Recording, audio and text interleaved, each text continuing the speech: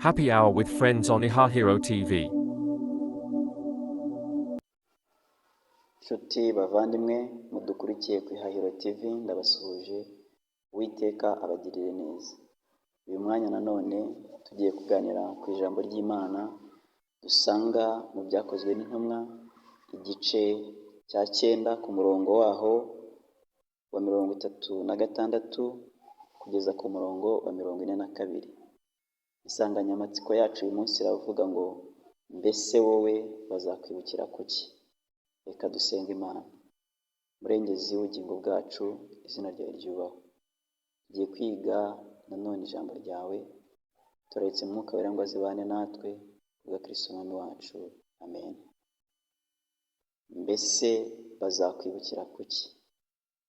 Ku murongo wa 36 w'iki gice haravuga ngo kandi i Yopa hari umugore w'umwigishwa witwaga Tabita, risobanurwa ngo Doroka. Uwo mugore yagiraga imirimo myiza myinshi n'ubuntu bwinshi. Muri iyo minsi ararwara arapfa. Bamaze kumwuhagira bamushyira mu cyumba cyo hejuru, kandi kuko i Luda hari bugufi bw'i Yopa, abigishwa bumvise ko Petero yari bamutumaho abantu 2 bamwinginga bati ngwino uzi iwacu, ntutinde. Petero arahaguruka ajyana nabo. Asohoyeyo bamujyana muri icyo cyumba cyo hejuru.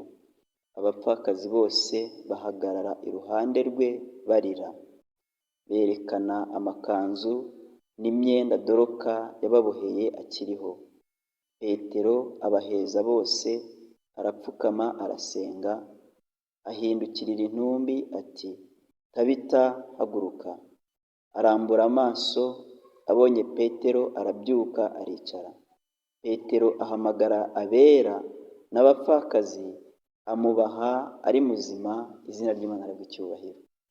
Nshuti yanjye, kugira ngo muri uyu mwanya utekereze ngo ahari njyewe cyangwa se wowe bazakwibukira kuki igihe uzaba utakiriho.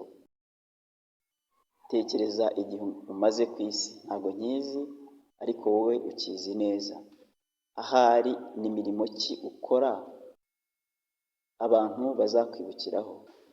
Ni mirimo ki dukorera abandi bazatwibukiraho igihe tuzaba twarasinziriye?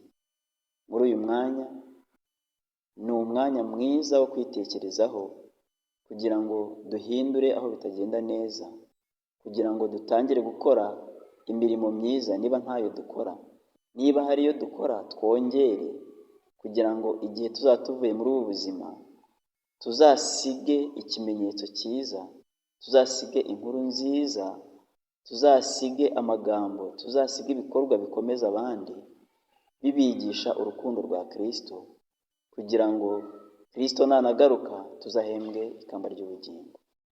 Birashoboka ko ahari uvuga uti ntacyo nanjye nshoboye, nkeneye gufashwa, ariko ubufasha ntibukenera ibintu byinshi, ahubwo ubufasha ni umutima unyuzwe. Uyu mubyeyi wari utuye ahangaha i Yopa, ntago Bibiliya igaragaza ko yari afite ubushobozi buhambaye, ariko kubera kugira umutima unyuzwe yabashije gufasha abandi. Nshuti yanjye, hirya no hino ahatuzengurutse hari abababaye, hari abafite ibibazo byinshi bitandukanye, nubwo natwe tutorohewe, ariko uko ubonye uburyo ujya ugira neza, kugira ngo imirimo myiza dukorera hano mu isi izaduherekeze igihe tuzaba tutakiriho. Reka Imana idushoboze gukora ibyo gukiranuka kubwa Kristo Umwami wacu. Amen.